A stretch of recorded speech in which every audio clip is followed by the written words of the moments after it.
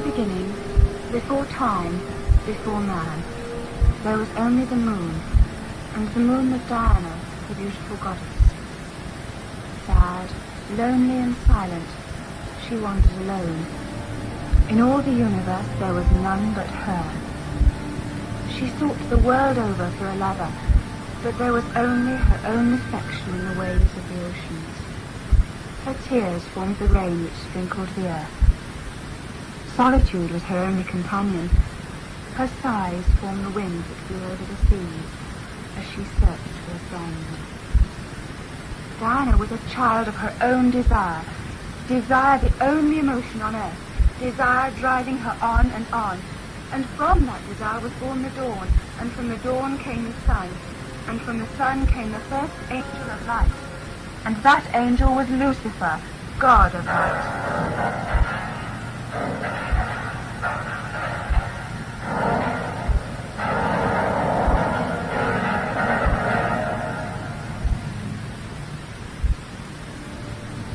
The moon Diana and the sun Lucifer became the first lovers, and loved as no human knows love.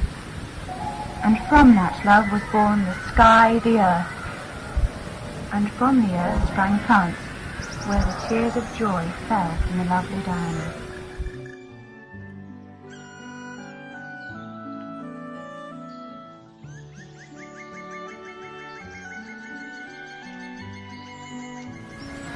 And it came to pass that the fruits of that love gave birth to fire and water, and birds and fishes and animals.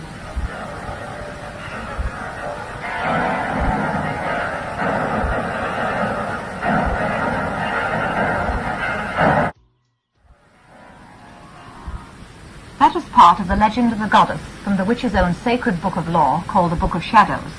Call it, if you like, the witch's Bible. This book is handed down from one generation of witches to the next. Most witches burned their books during the persecution time, but nevertheless a lot of knowledge has been handed down by word of mouth. I'm very lucky, as I have a lot of rituals going back at least 3 generations. These were sent to me by an old lady in Inverness when she saw me on TV. She also sent to me her Athame, or witch's knife, which was made by her great-grandmother. This knife is used for invocation and consecration. This week I'll give you some idea of the rituals of witchcraft. For the working of magic, the witches always meet when the moon is full, as that is a time of maximum moon power. This was Robert Burns' impression of a meeting of witches. Warlocks and witches in a dance, they cotillion brought new frae France, but hornpipes, jigs, brass bays and reels put life and metal in their fields. A winnock bunker in the east, and there sat out Nick in shape a beast, a towsy type, black, grim and large, whose feet of music was his charge. He screwed the pipes and made them skirl, till raff and rafters all did dell, and coffins stood round like open presses that showed the dead in their last dresses. And by some devilish crafty sleight, each in his cold hand held a light, by which heroic Tam was able to note upon the holy table the murderer's banes in gibbet irons, 'twas span lang wi' unchristened bairns, 5 tomahawks with blood red rusted, 5 scimitars with murder crusted, a garter which a babe had strangled, a knife a father's throat had mangled, with mair of horrible and awful, which even to name would be unlawful. As Tammy glowered, amazed and curious, the mirth and fun grew fast and furious. The piper loud and louder blew, the dances quick and quicker flew.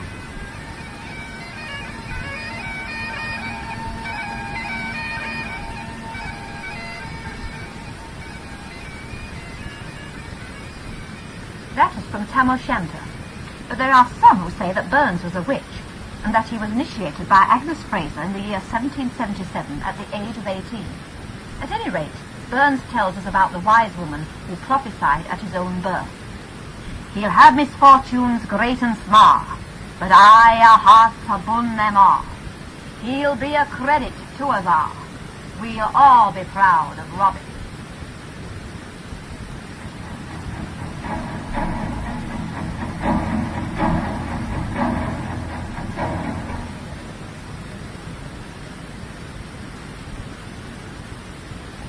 The dance of life is as old as time itself, and is a very exact piece of psychological and physical procedure. It was performed for various reasons. The chief one was to bring the hidden force or power residing in the human body out, and use it for the benefit of the race or tribe. Sometimes it was done to give power to the gods, as a simple sacrifice or thanksgiving. The ancient people saw the stars glide across the heavens and return to their places. They watched the slow march of the seasons, and perhaps sensed the dance of the protons around the electrons. Some dances were performed in a spiral. The spiral of life, which arises from the womb, spirals outwards to middle age, and then turns, spiraling inwards to the tomb, whence it will be reborn as the next spiral of life. The dance may also be used by a coven to induce spiritual ecstasy. It helps the release of the spirit and aids the high priestess to enter more deeply into the inner planes, from which she is given instruction and advice. How does a person become a witch? Well, they certainly don't become one overnight. After being initiated into the circle of the hollow mysteries, the person begins to learn how to use powers that are little known. Magic is like music, it must be practiced. The initiate is on probation for a long time, and must be an asset to the coven, not a hindrance. People ask why are the rites kept secret, and the uninformed often accept reasons that the members of the craft indulge in all kinds of wild orgies. Has it ever occurred to these people, ever to judge rashly, that very often there is a very good reason why certain things are kept from the uninitiated? If one is to condemn the witches for their secrecy, one must also condemn Freemasons and other societies which are held in high esteem generally. Very often to broadcast to all and sundry something which is held in high esteem is to lose it. But now I'm going to invite you to an actual meeting and allow you to judge for yourselves.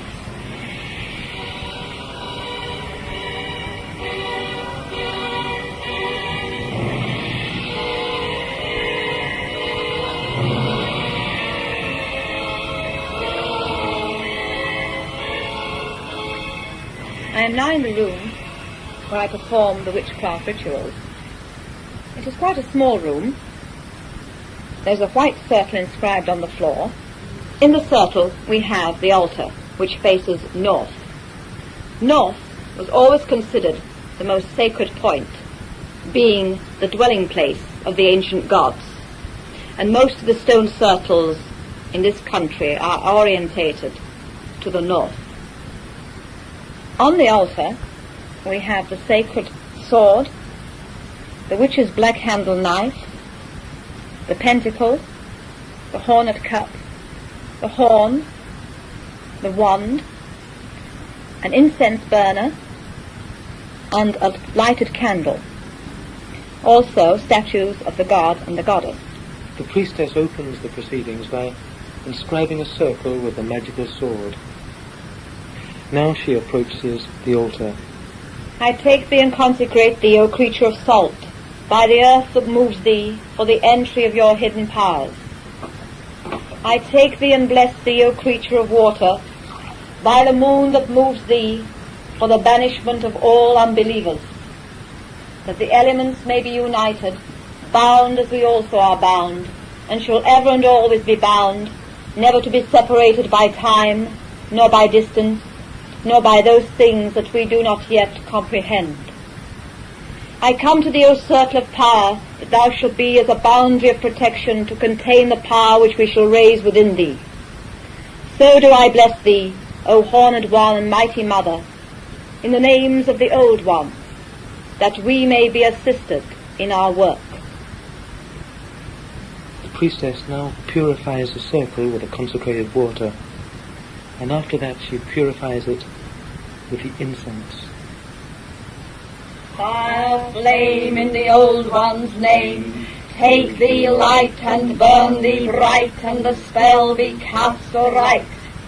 Dark to light a turning, luck be in thy burning, fire glow, vision show of the heart's desire, when the spell's chanted well of the witching fire. She now calls up the kings of the elements at the four corners of the circle.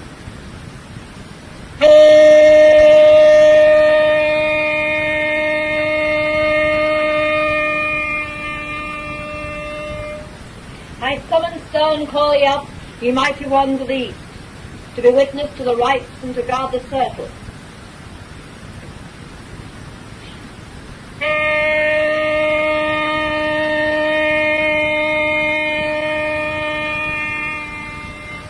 I summon stern call ye up, ye mighty ones of the south, to be witness to the rites and to guard the circle.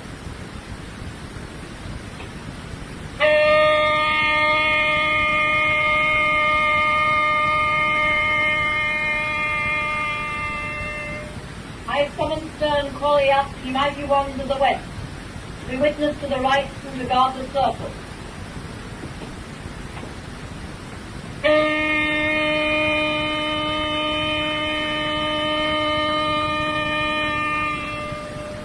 I summon stern call ye up, ye mighty ones of the north, to be witness to the rites and to guard the circle.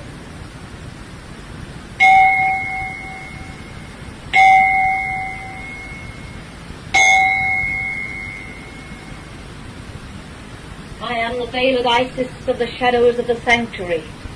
I am she that moveth as a shadow behind the tides of death and birth. I am she that cometh forth by night, and no man seeth my face.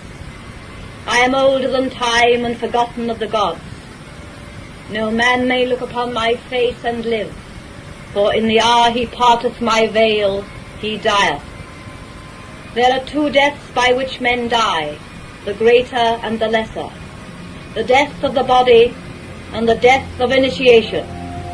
And of these two, the death of the body is the lesser.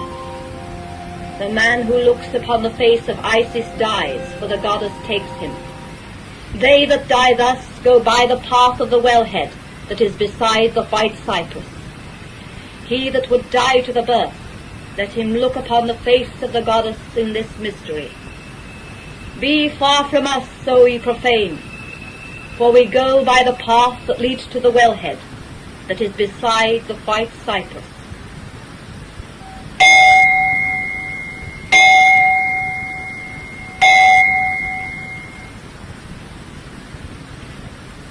Now we have a person to help tonight. I believe it's Sheila, and she has this ulcer in her stomach. So shall we raise the power now before we concentrate on this problem? Fire, flame, and fire burn, make the mill of magic turn, work the will for which we pray. I-O-D-O-I-A, air, breathe, and air blow, make the mill of magic go, work the will for which we pray. I-O-D-O-I-A, water heat and water boil, make the mill of magic toil, work the will for which we pray. I-O-D-O-I-A, earth without and earth within, make the mill of magic spin, work the will for which we pray. I-O-D-O-I-A, fire, flame, and fire burn. This chant could go on for about half an hour, with the people going round and round in a circle, getting faster and faster. The power is now raised, and everyone can now concentrate on the person to be healed. The priestess now raises the sword. She points it in the direction where she calculates that the person would be. This means the sword is pointing the power in the direction of the person to be healed.